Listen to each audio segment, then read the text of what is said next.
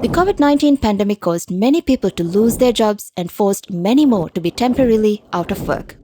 But at the time, there was very limited information on employment data available for the policymakers to predict the impact on employment. Typically, a country's employment data is collected by conducting a labor force survey.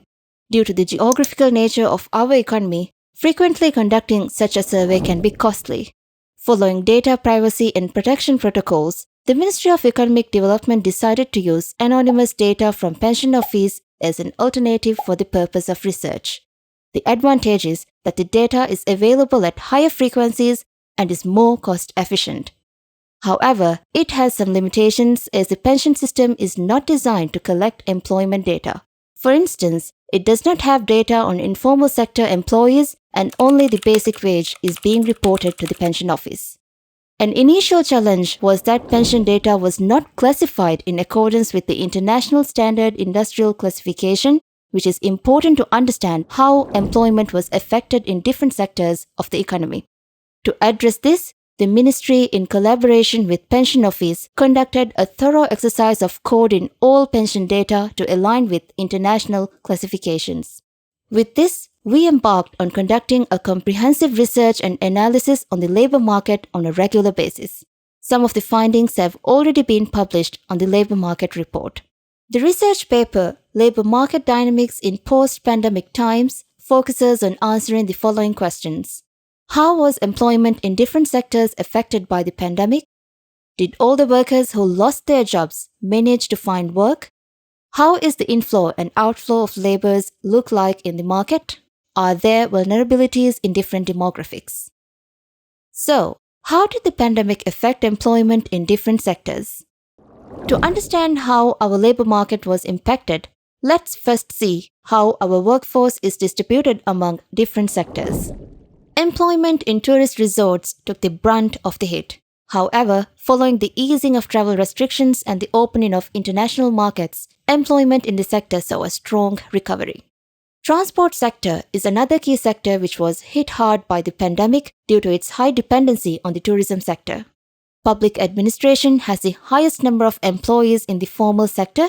After a slowdown during the pandemic, employment stock in the sector has increased in 2021. Wholesale and retail sector, which is the third largest contributor of employment, fared better and saw remarkable growth during the pandemic period. But does this mean all the workers who lost their job left the labor market? To answer this question, we thoroughly studied the movement of employees in the formal sector at an aggregated level. Although the unprecedented loss of jobs left the country facing enormous challenges, it was partly cushioned by the quick and effective policy responses such as the stimulus packages introduced by the government. However, the short-term displacements in employment were sudden and severe. To adjust to the pandemic's cost and survive in a post-pandemic economy, we observed a lot of workers moved between different sectors. A large portion of the employees who left the tourism sector temporarily took jobs in the wholesale and retail sector and construction sector in 2020.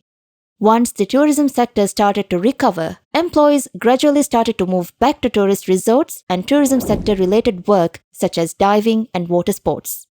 Interestingly, the construction sector continues to receive employees from the tourism sector in 2021. This could be a sign of positive restructuration of economic activities as the country moves forward in the recovery phase. But we are still in the wake of the pandemic, and some of the effects of the pandemic may or may not be long-lasting. What does the inflow and outflow of laborers look like in the market?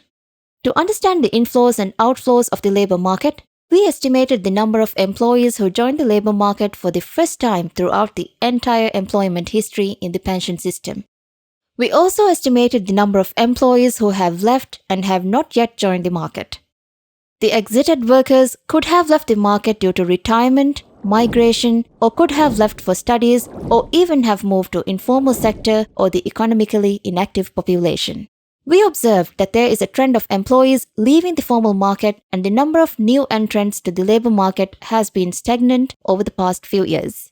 Over the past 10 years, around 37% of the employees who left the formal labor market have not returned.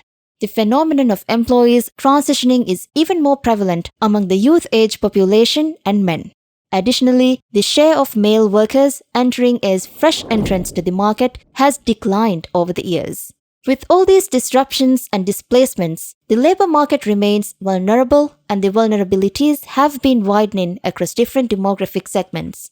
For instance, returning to work after the pandemic seems more difficult for women, and compared to the average basic wage of men, the average basic wage of women still lags behind.